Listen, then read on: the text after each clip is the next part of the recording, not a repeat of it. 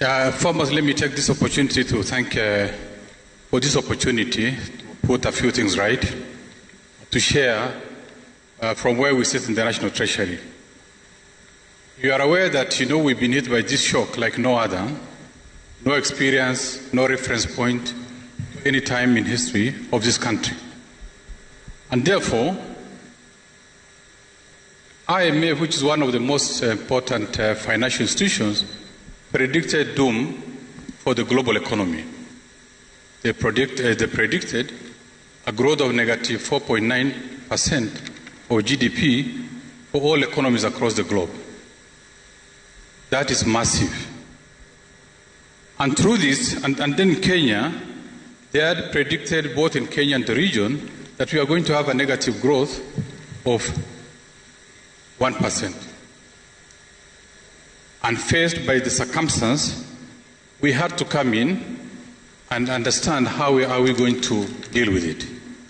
Of course, trade has been affected, the productive sector has been affected, the financial services have been affected, and therefore also there is the compelling need to continue servicing the country, particularly in expending more on the health sector.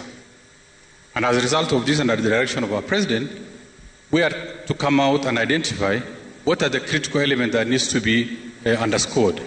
One, that there has to be a reason as to why we should contain sustaining liquidity in the economy. We are to cushion business, create, if not create, but at least sustain the jobs that are there. And additionally, there are also a significant number of this country, Kenyans, who either lost jobs or lost opportunities, and therefore they needed to be supported. Those were the parameters that we are looking at. And that's how we came with the first line of intervention, by coming up with a combination of both fiscal and monetary measures, by making sure the economy remains liquid. How did we do it? We had to take an equivalent of a pay cut as a government to reduce on the VAT from 16 to 14%. We had to reduce on income tax, both for corporate and individuals. Additionally, we had to forego taxes for any Kenyan who is working, who is earning 24,000 Kenya shilling per month. The net sum of all these, additionally, we also put pressure on governments, both national and the county government, to honor payment of pending bills. We had to carry out a refund of VAT to the tune of 10 billion.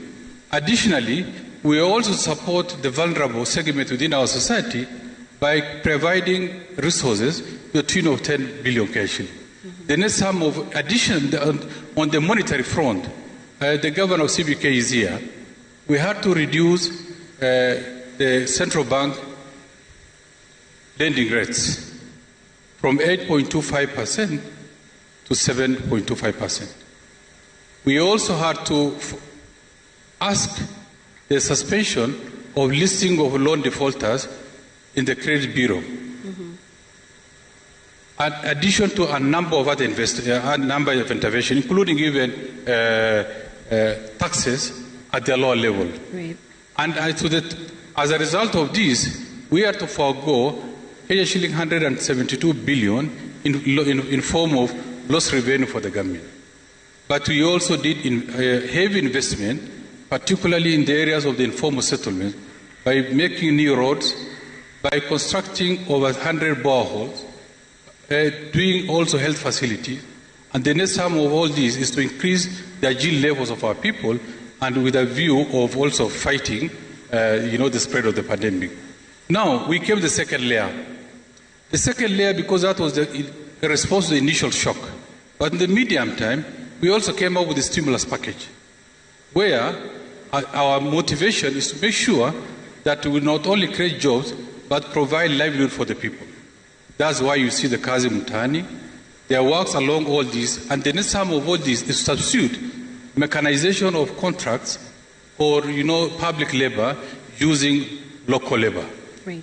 Making sure that, at the end of the day, we have decent work to do. We can also have money in the pocket and also support the local economy.